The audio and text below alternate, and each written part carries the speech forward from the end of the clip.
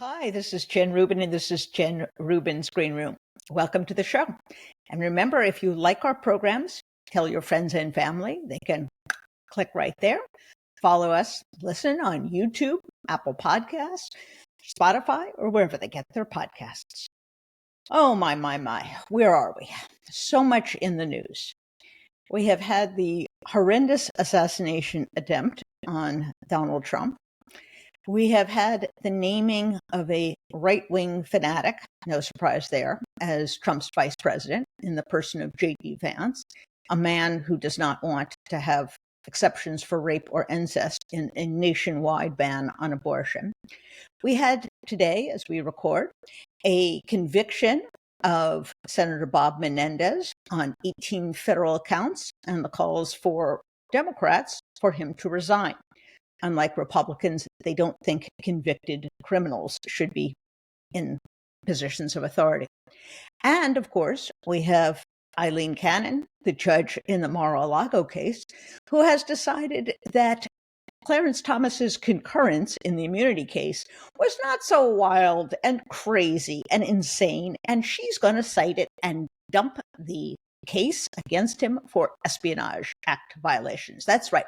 After all this time, the special counsel law is unconstitutional, she says.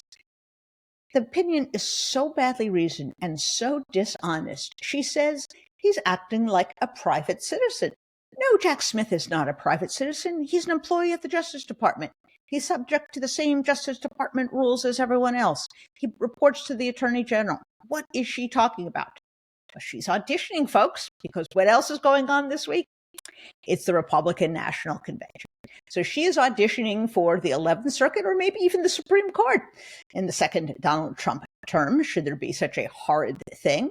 And I think it's obvious to everyone that, first of all, Jack Smith made a mistake in filing in Florida. And secondly, long ago, he should have made a motion to recuse.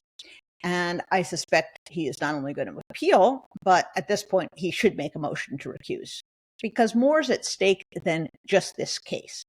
What is at stake is not only a precedent for national security, not only the special counsel law, but really the notion that a right-wing judge can throw out any crazy pants theory in order to protect their side and let it stand. And that we cannot have, because that is truly the erosion, the collapse of our rule of law. So let's hope that Jack Smith acts boldly and quickly.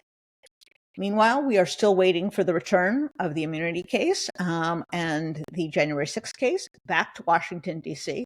to see what kind of proceeding, if any, we are going to have before the November election. But it certainly seems that something is badly askew in the federal judicial system. And I must say, for the first time in my life, I do not think judges are playing it straight. I have disagreed with judges in the past. I've disagreed with conservative judges. I wouldn't call these conservatives, they're right-wing partisans. I've differed with progressive judges, but I always felt they were giving it their college try. They were trying to, in good faith, follow precedent, determine the law, apply it evenly. I do not think that judges in the Trump era and the Trump judicial era, which lasts, of course, beyond his first term, are doing that. And that is a crisis for democracy. So that brings us back to the campaign. Donald Trump, of course, is playing both the martyr and the hero. His followers are convinced more than ever that he is chosen by God to lead his party and the country. Frankly, I find that blasphemous and offensive. The man who was killed was a tragedy. That was a tragedy. And God didn't choose to kill him. At least no God I believe in. Didn't choose to make those children, those innocent children, into fatherless girls. So the notion that the bullet was directed in some sense away from Donald Trump into some other innocent victim is offensive. But frankly, much of what they say is offensive, and their use of religion and their deification of Donald Trump is only one of many things that Americans should be concerned about. Now, where are we in the race itself? Since the disastrous debate, almost 3 weeks ago, I guess 3 weeks exactly now ago, President Biden has, first of all, begun to get out. He has done 2 network interviews. That's not very much in 3 weeks, but he's done 2. He has made appearances. He's pretty good on the teleprompter. He could give a good speech, and one-on-one with people, he still has that charm and that Biden common touch. Listen, he is still doing the job of president. He's doing a very good job of president. But I think we have to acknowledge that Joe Biden at 82 is not Joe Biden at 60. And people have legitimate questions, not about his mental capacity to govern right now, but about his ability to navigate through the campaign, to win, and then to govern for another 4 years. That concern has not gone away because Joe Biden and his team have really not given Democrats or the country at large a game plan. How are they going to turn this around? Listen, the national numbers are still close. They're within the margin of error. But we also have to acknowledge that things are not going well in swing states. And swing state senators, there are Republicans who are salivating over those seats. In House races, there are vulnerable Democrats and Democrats who think they can win Republican seats who are very concerned. So what does Biden and his team, what are they expected to do? They are never going to convince people that with one dazzling performance or a series of dazzling performances that he can beat Donald Trump. The question is, how is he going to beat Donald Trump? They have tried running on the president's message. They have tried running on the very accurate claim that Trump is pushing a fascist agenda. They have run on the position that he is morally unfit to run. And they have poured millions and millions of dollars into those swing seats and those swing states. But it hasn't really worked. So what's the alternative? Biden has to show and has to, I think, rejigger his campaign if he's going to regain the confidence of his party and he's going to lead them to victory. What would that look like? And I think, oddly, it has to be not about him and not even about Donald Trump. It has to be about freedom, democracy on one side, and a very scary fascist scheme on the other in the form of Project 2025. The race is no longer about him. It's no longer even about Trump. What we're talking about is a plan to fundamentally change what America is, what our government is. It's to create a frightfully powerful chief executive with the power now to commit crimes because the Supreme Court has given him that, with the power to personalize the Justice Department, to unleash the military on civilians, to cut out Head Start, to slash Medicaid, to slash climate change provisions, to remove the entire education department, to ban mifepristone. It is a whole-scale reworking of government, and it is an effort to eradicate the division between church and state.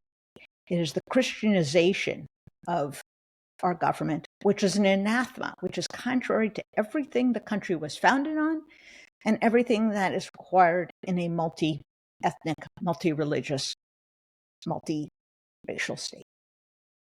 So what do? I think it's incumbent upon Biden to not make it about him, to not make it about Trump, but to make this freedom versus Project 2025, your worst nightmare, and to take the country chapter and verse through that plan, explaining what it's going to do to their lives, how it's going to transform them, what their civil liberties and their voting rights are going to look like, what their children's lives are going to look like, and spell it out. Because frankly, I don't think anybody is going to be convinced to vote for Joe Biden because of his dazzling personality. They're going to vote for him because whatever limitations he has, they are the only protection against a fascist vision. They're the only way to stop Donald Trump, unless, of course, he leaves the race. But then whoever replaces him, Kamala Harris, I am sure it would have to be, would have the same question. Why vote for her? Now, she does have a dazzling personality. She is an electric figure, but she still would have to give a rationale for voting for the Democrats. And that is, they stand between you and a very frightful future. They stand between you and having censorship, having a chief executive wreak vengeance on the country. They stand between you and 100% tariffs on goods coming in, meaning a tax on ordinary people. They stand between you and what? Another tax cut for the rich? That's right. So that's the stakes. That's the way the election is going to have to proceed, whether Joe Biden stays in or not.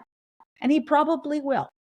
I'm not saying there's no chance that he could choose to step aside. Of course, there's some chance. Things could get much worse. There could be some kind of incident. But whoever is atop the ticket has to run as the guardian of democracy, guardian of progress, the person who is going to keep America striving towards that more perfect union. Because Donald Trump wants to take us in a very scary, very different direction. And as I like to say, what does this mean for you? What should you be doing? And that is making sure everybody you know knows exactly what is in Project 2025. It's online. They can read it. There are many good articles about it. People are beginning to make videos and explain it. And you have to remind them what is at stake. It is nothing less than their American way of life and their current freedoms. So get on your social media, share that with people, volunteer your time for campaigns and for groups that are advocating for freedom, that are pushing back against these plans. And for goodness sakes, vote, get other people to vote, make sure people you know are registered, because the stakes could not be higher. Remember, this is not a race between two candidates. It's a race between two futures. So there you have it. See you next time. Bye-bye.